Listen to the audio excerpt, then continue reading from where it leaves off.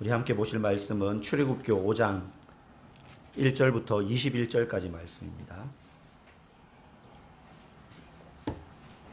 구약성경 87페이지.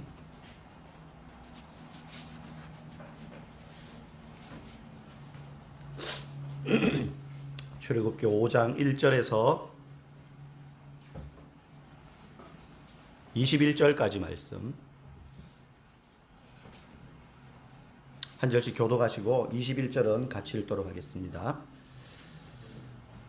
그 후에 모세와 아론이 바로에게 가서 이르되 이스라엘의 하나님 여호와께서 이렇게 말씀하시기를 내 백성을 보내라. 그러면 그들이 이 광야에서 내 앞에 절기를 지킬 것이니라 하셨나이다.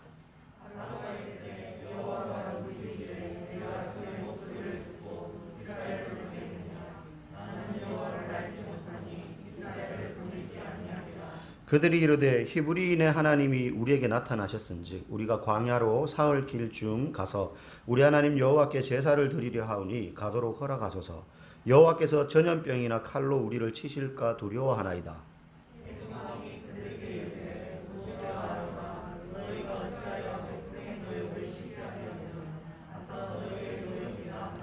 바로가 또 이르되 이제 이 땅의 백성이 많아졌거늘 너희가 그들로 노역을 쉬게 하는도다 하고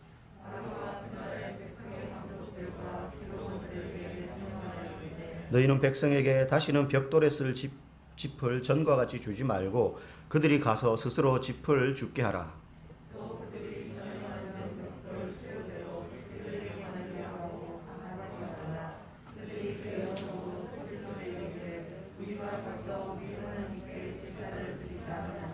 그 사람들의 노동을 무겁게 함으로 수고롭게 하여 그들로 거짓말을 듣지 않게 하라.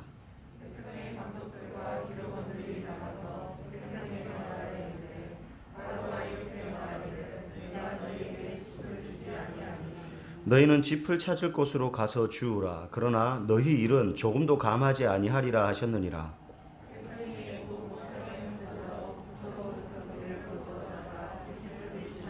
감독들이 그들을 독촉하여 이르되 너희는 짚이 있을 때와 같이 그날의 일을 그날에 마치라 하며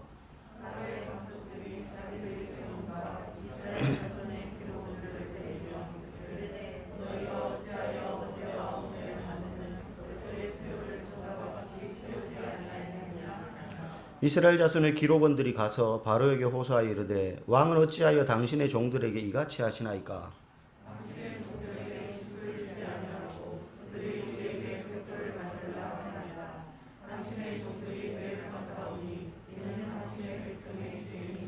바로가 이르되 너희가 게으르다 게으르다. 그러므로 너희가 이르기를 우리가 가서 여호와께 제사를 드리자 하는도다.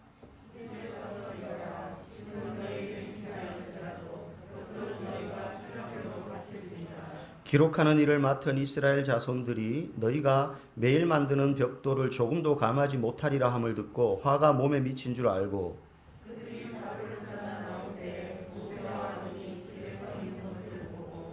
그들에게 이르되 너희가 우리를 바로의 눈과 그의 신하의 눈에 미운 것이 되게 하고 그들의 손에 칼을 주어 우리를 죽이게 하는도다. 여호와는 너희를 살피시고 판단하시기를 원하노라. 아멘. 우리는 예배자입니다. 라는 말씀으로 함께 은혜를 나누고자 합니다. 여러분, 사람에게는 동물과 마찬가지로 본능이라는 게 있습니다. 뭐 기본적인 거죠. 내가 그걸 하려고 막 애쓰지 않아도 저절로 끌리는 것이 있습니다. 먹고 싶은 거. 맛있는 걸 보면 먹고 싶은 거죠. 먹방 유튜버가 막 짜장면 먹는 거 보면 막 그렇게 꼴깍꼴깍 춤이 넘어가고 그죠. 나도 먹고 싶다는 생각이 막 들죠. 막 자고 싶고 한정없이 자고 싶고 쉬고 싶고 놀고 싶고 이런 것들은 그걸 하려고 애쓰지 않아도 그냥 하고 싶은 것들이 누구나 놀고 싶고 즐기고 싶고 내가 하고 싶은 거 하고 싶고 근데 이런 본능에 아주 충실한 사람들 혹시 있죠, 그죠? 본능에 충실한 사람들을 우리는 그럼 뭐라고 하느냐? 이런 본능이 있는 건 나쁜 게 아니지만 이 본능에 너무 충실해.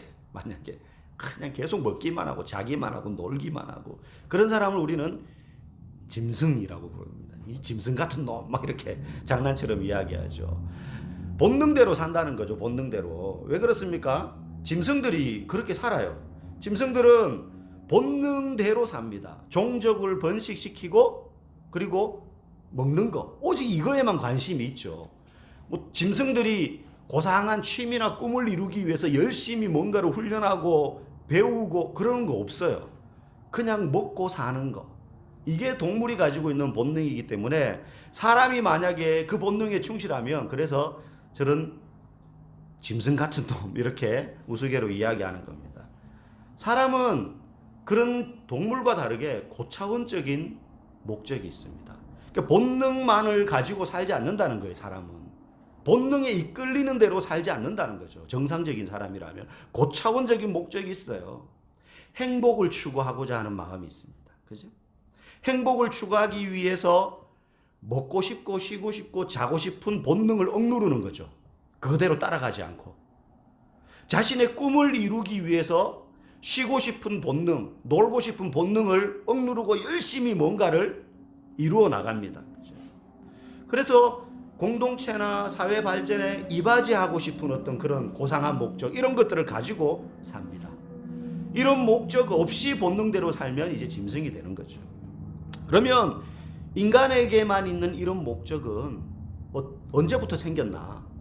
오랜 세월 지나다 보니 이유는 알 수 없지만 인간만 이런 고상한 물질도 아니고 어떤 영적인, 심리적인, 정신적인 이런 기능들이 인간만 유일하게 생겼느냐? 과학적으로 설명할 수가 없어요. 왜 그러느냐? 이유를 몰라요. 성경은 말합니다. 하나님이 인간을 만드실 때 이 세상 모든 만물들을 다 만드셨지만 그 중에서 사람만 특별하게 다른 걸 부여하셔서 만드셨어요. 뭐냐? 하나님의 형상을 따라서 사람을 만들었다는 것. 그 하나님의 형상이 뭐냐? 하나님의 지정의. 동물에게는 주지 않은 지정의를 인간에게만 부어주셔서 만드신 거예요. 그래서 사람은 본능이 있지만 본능대로 살지 않고 그런 고차원적인 목적을 향해서 사는 그러한 영적인 존재가 되었다는 거예요. 오늘 우리가 읽은 출애굽기 5장은 1절부터 21절까지 긴 내용이지만 한 줄로 요약하면 하나님이 400년 동안 애굽의 노예로 살면서 하나님의 백성이라는 것도 잊어버리고 하나님이라는 분이 어떤 분인지도 전혀 모른 채로 살고 있는 이스라엘 백성들에게 너희들의 진짜 목적은 하나님을 예배하는 사람들이 되는 거야 라는 사실을 모세를 통해서 깨우쳐 주는 걸로 시작하는 거예요. 그 전까지 이들의 목적은 뭐예요? 거의 짐승 같은 거예요. 노예니까 그냥 안 죽고 하루 사는 거, 그냥 밥 한 끼 먹어가지고 삼시세끼 뭐 먹고 싶은 거 찾아 먹고 그랬겠습니까? 노예인데 하루 종일 노동하는데. 그러니까 그냥 안 굶고 먹고 생존만 하면 되는 게 이들의 목적이었어요. 목적이라기보다는 그냥 본능에 충실한 거의 짐승과 같은 그러한 삶을 지난 몇백 년간 살아왔는데 하나님이 모세를 딱 보내셔가지고 가르쳐 주는 거예요. 너희들의 목적은 그렇게 노예처럼 짐승처럼 사는 게 아니야. 그래서 모세와 아론이 애굽의 왕인 파라오에게 딱 찾아가서 무슨 얘기를 했습니까? 우리의 하나님이 내 백성을 내보내라고 당신에게 찾아가서 말하라고 시켰습니다. 그러니까 당신은 이 히브리 백성들을 풀어주십시오. 내보내 주십시오. 그러자 바로가 왜 풀어줘야 되는데 뭐 하려고? 그러자 모세와 아론이 광야에 나가서 우리 하나님께 예배를 드려야 되겠습니다. 예배 드려야 되니까 우리를 좀 풀어주세요. 여러분 이게 바로 입장에서 받아들여질 수 있는 겁니까? 말도 안 되는 거잖아요. 그래서 바로가 말합니다. 나는 너희의 하나님이 누군지 몰라. 나랑 상관없어. 네가 지금 하는 말이 말이 되는 소리냐? 아무 대가도 없이 노예를 다 풀어달라니. 그것도 무슨 독립하겠다 이런 것도 아니고 하나님께 예배드려야 됩니다. 그러니까 바로에게는 그게 하나도 중요하지 않은 거예요. 그런데 모세가 한 이 한마디는 하나님이 모세 입에 넣어주셔서 바로에게 가서 이렇게 말하라 라고 한 거거든요. 너희는 하나님을 예배하기 위한 민족이야. 이게 이스라엘 민족이 기억해야 될 존재의 이유와 목적인 거예요. 그 전까지는 짐승처럼 살았는데 진짜 목적을 이들이 이제 알게 되는 거예요. 그 출발인 겁니다. 그 이야기를 듣고 바로의 대처가 어떠냐? 말도 안 되는 부탁을 하는 거니까 바로 입장에서는 풀어줄 리가 없죠. 그래서 요것들이 좀 살만한가 보다. 일하기가 편한가 봐. 안 되겠어. 그래서 노동의 강도를 더 높입니다. 노동의 강도를 더 높입니다. 그래서 예전에는 이스라엘 백성들이 성을 짓기 위한 노동에 강제 노동에 동원되어 가지고 막 벽돌을 만드는데 지금처럼 공장에서 찍어내는 게 아니라 일일이 재료를 주워 가지고 그걸 진흙으로 이겨가서 햇볕에 말리고 막 이렇게 해서 벽돌을 하나하나 손으로 다 만들었단 말이죠. 근데 이제는 어떻게 하느냐? 벽돌 만드는 재료의 핵심인 지푸라기를 제공하지 말고, 전에는 다 재료는 준비됐고 너희들은 만들기만 하라 이렇게 했었는데 이제는 그 지푸라기 재료도 너희들이 다 구해와. 그러니까 뭐 노동의 강도가 2배, 3배로 높아지는 거죠. 그럼에도 불구하고 벽돌 만드는 수량과 기일은 예전처럼 그대로 맞춰. 그러니까 이게 불가능한 거예요. 그전에도 하기가 힘들었는데 재료까지 다 구해가지고 벽돌 수량은 그대로 맞추라는 거죠. 왜 이렇게 합니까? 모세와 아론이 예배해야 되니까 우리 좀 풀어주세요 했다는 그 말 때문에 바로가 이것들이 살만한가 보다.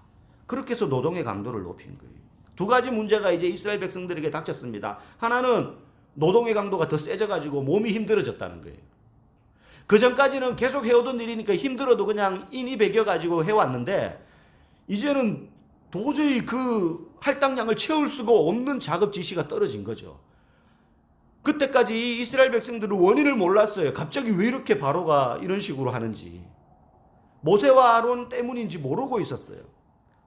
2번째, 진짜 중요한 문제는 하나님을 예배할 수 없게 되었다는 사실입니다. 그런데 이스라엘 백성들에게는 어떤 문제가 더 크게 다가오느냐? 첫 번째 문제, 몸이 고통스러워졌다. 몸이 힘들어졌다. 이제 아파졌다.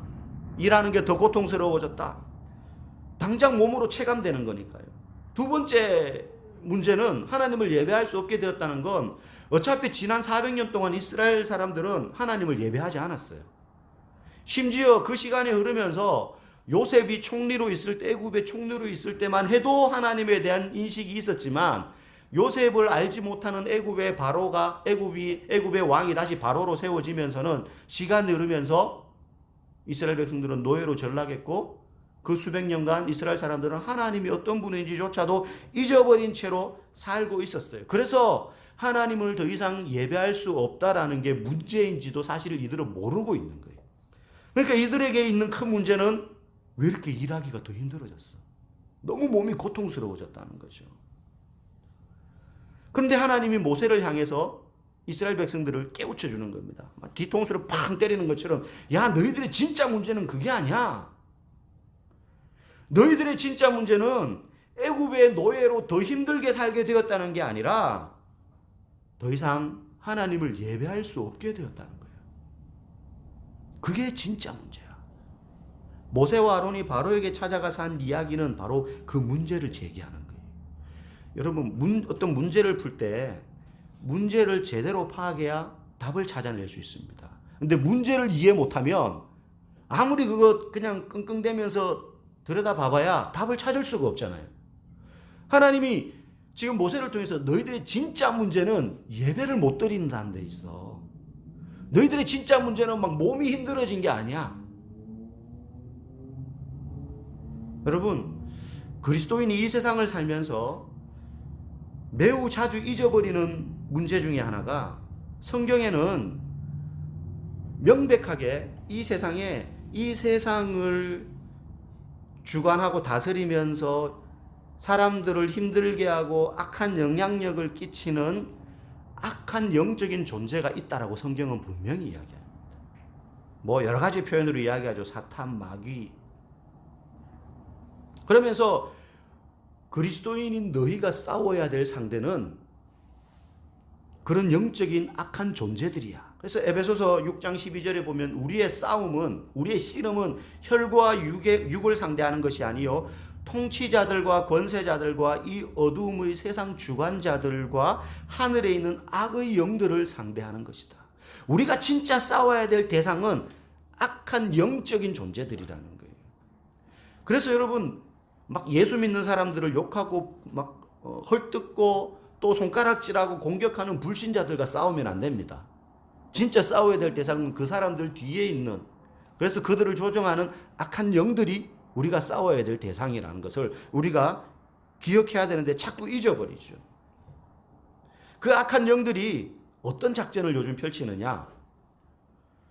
성도가, 그리스도인이 이 땅을 살면서 눈에 보이는 세상의 문제에만 자꾸 집중하도록 만들어요. 이유가 있습니다. 우리의 진짜 목적을 잊어버리게 하려고. 지금 바로가 이렇게 하지만 바로의 이면에 누가 있어요?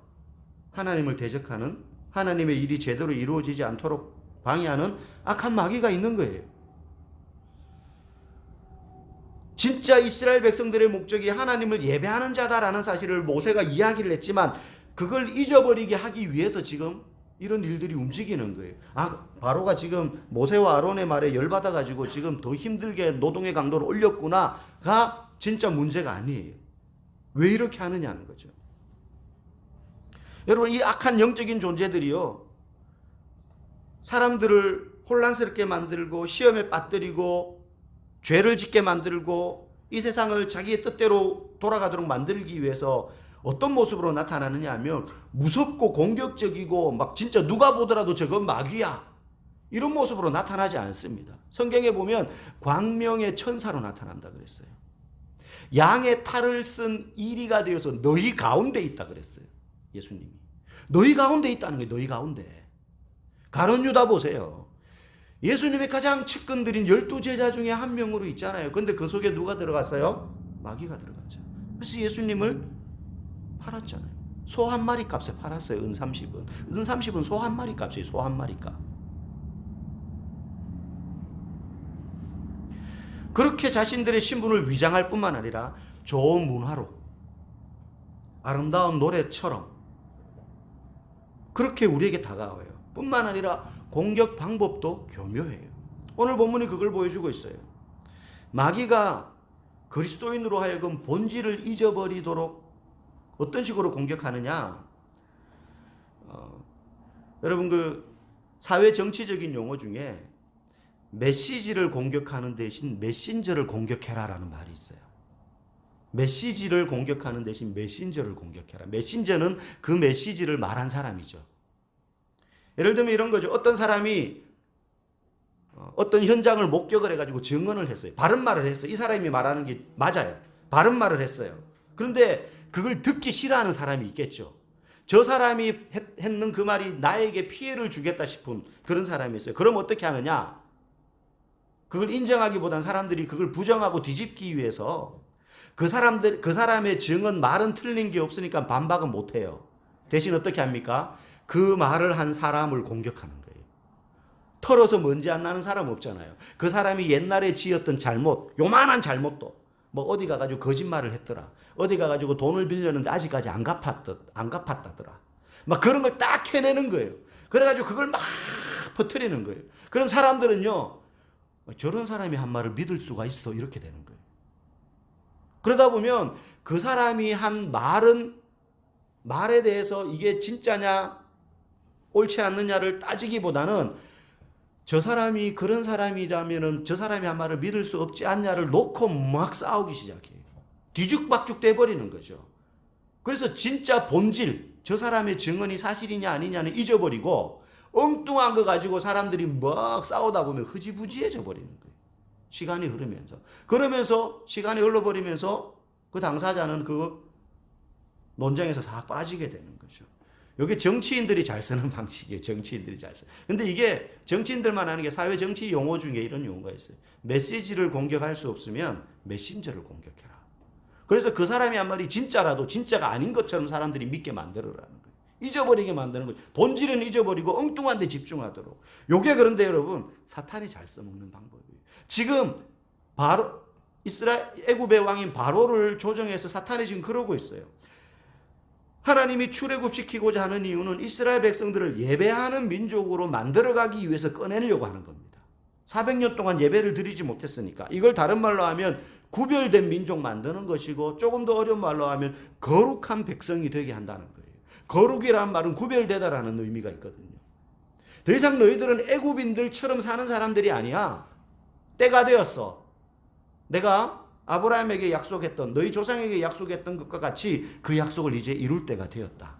그 때가 되어서 이제 이들을 예배하는 민족으로, 거룩한 민족으로 구별하기 위해서 불러내려고 하는데, 이때 사탄은 바로를 통해 가지고 그 관심을, 본질을, 목적을, 하나님이 이루고자 하는 목적을 이스라엘 백성들로부터 관심 밖으로 벗어나게 만드는 거예요.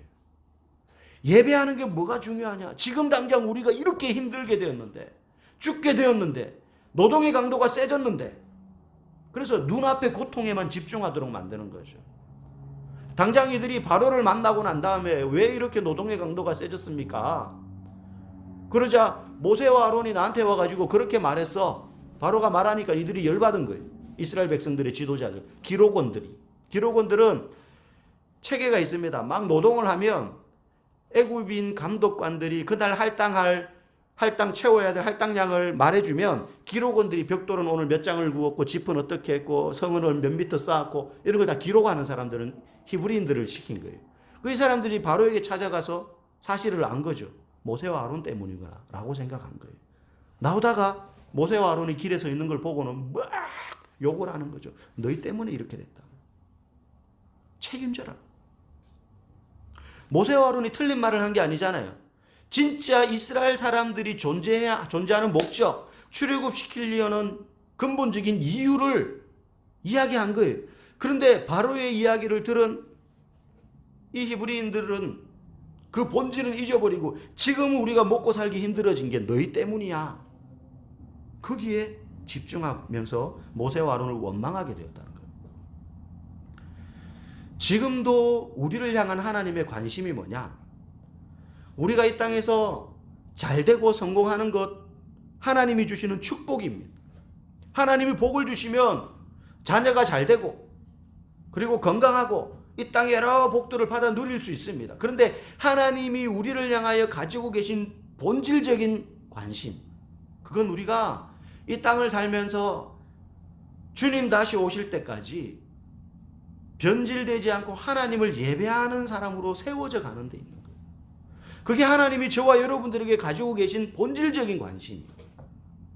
그래서 사탄은 그 본질적인 목적으로부터 우리의 관심을 돌리기 위해서 여러 가지 방법을 다 동원하는데 그 중에 제일 핵심이 먹고 사는 게 중요하지 뭐가 예배냐. 진짜 중요한 게 예배야? 아니잖아.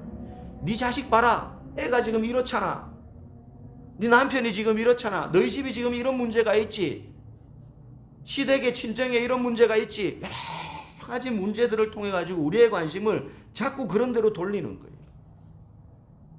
그래서 그냥 오는 문제만 허덕이면서 그 문제에만 집중하도록 계속 만드는 거죠. 우리의 관심을 돌리는 또 한 가지 방법이 있어요.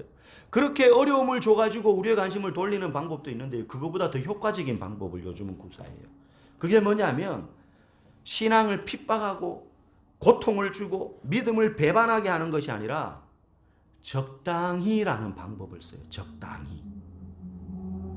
교회도 적당히 다니게 해요. 성경도 적당히 읽게 하고 기도도 적당히 하게 합니다. 대신 진짜 관심은 세상에서 내가 더 잘 먹고 잘 사는 것에 관심을 더 기울이게 만들어요. 신앙생활을 안 하도록 하지 않아요.